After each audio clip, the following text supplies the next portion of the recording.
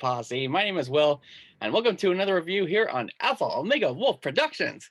So this is a movie that Jessup and I wanted. We give 0 stars to There Was Plenty of Time to Die.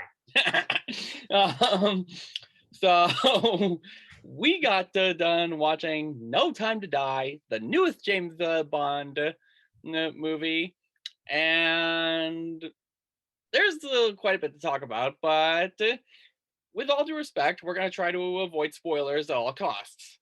Yeah. So, from what I remember, been told, is that the third act really drags out. No. It did not drag out. The third act was awesome. No, it was climax awesome. was When great. it came time to the action, it was a lot of fun. But when it comes to time to all the talking, then it does kind of drag out. Yeah, that's kind of typical for some of the Bond movies. Yeah. And I guess it's kind of important because you need all this exposition in order to advance the plot forward, in order to gain, I guess, this mystery that's going on. When really, was it really much of a mystery though? Not really. Not really. And Well, it probably was a bit from Bond's perspective, even though they gave us the audience the answers. Yeah, we figured it out way before the characters even figured it out. Yeah, and they don't hide it. They kind of give it to you. Mm-hmm. There's a bunch of scenes without Bond involved. So if you look at just the information Bond knows in those scenes, you can probably figure he has trouble figuring it out. Yeah, he doesn't have all the information. Batman's a better detective, anyways. Batman's a better detective, anyways. Yeah, but like I said, the audience has all this information Bond does not at the time. Yeah, which is kind of weird because wouldn't it make more sense for both the audience and the characters to figure this out at the same time? I guess this isn't really a mystery. Regardless. Let's talk about the star of the show, Daniel Craig. This is supposed to be his last James Bond movie, and what a Bond movie to send him out on. He did a really good performance. And I guess he'll be going on to do Knives Out 2 from now on. I'm looking forward to that. Yeah, I'm looking forward to that as well. I really liked the first one. Yeah. They bring back Madeline from Spectre, the last movie. Felix from Quantum of Solace comes back too. He's from the second Bond movie. And they bring back I'm blanking on his name, the villain from the last movie. Blofeld. They bring in. Yeah, a whole lot. That's kind of a theme in this movie is that a lot of characters from Bond's past come back. Which, I thought it was going to be the theme of what Spectre really was. No, they just waited the movie.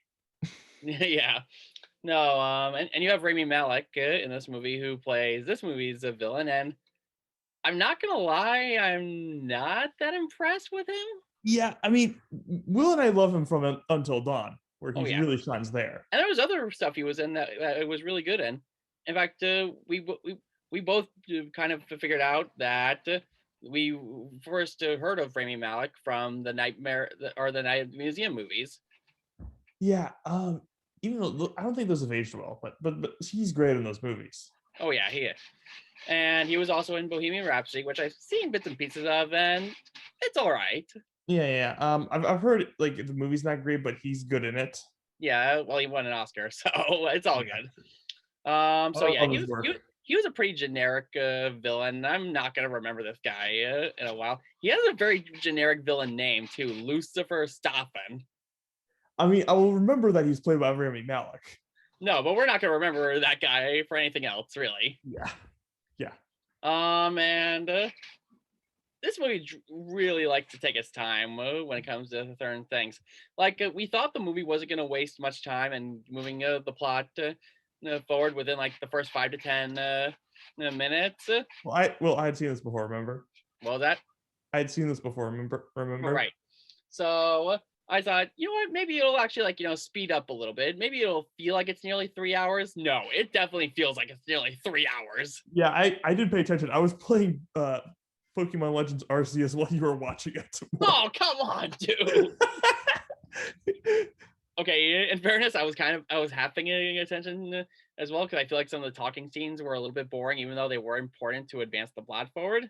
So really, we can't really review this, No, huh? we can. It's just, I mean, another thing I want to point out is that the James Bond movies are known to be very visually nice. Oh yeah.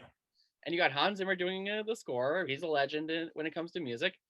And of course, we have the famous song from the beginning of the movie, "No But Time to speaking of Die." which, I like to judge the because those Bond intros are so iconic. I like to judge those separately. So what do you Okay, think about just that intro? mm, I thought it was good. I liked all the imagery that they shown, possibly foreshadowing what is to come in the few later on in the movie. I think. And even Eilish's Billie Eilish's lyrics even hinted at it too, because there's a line, "Faces from my past return." Yep. So yeah, I overall liked this movie. I know a lot of people who are diehard James Bond fans didn't really like this movie, and this is gonna sound crazy, but I'm not as much of a diehard James Bond fan as other people are. Probably Yeah. not as much as Jessup is. I like it a lot. I'm not the biggest like I've only seen the newer ones. I've no take it back. I've of the older Bond movies, I've only seen Doctor No, Okay, and I okay, have not read the books. Okay. all right. So yeah, we liked it. It's nothing crazy. Bloated runtime with a pretty generic villain, but I think the good stuff outweighs the bad. I think. Yeah. All right. So for next week, are we some kind of Suicide Squad? Which is a review we, in my at least in my opinion, is way overdue. Yes, it is. So that just about does it for this review. If you liked it, give it a thumbs up. And if you're new, subscribe for more content. So until next time, we'll see you later, posse. And ha ha ha ha ha.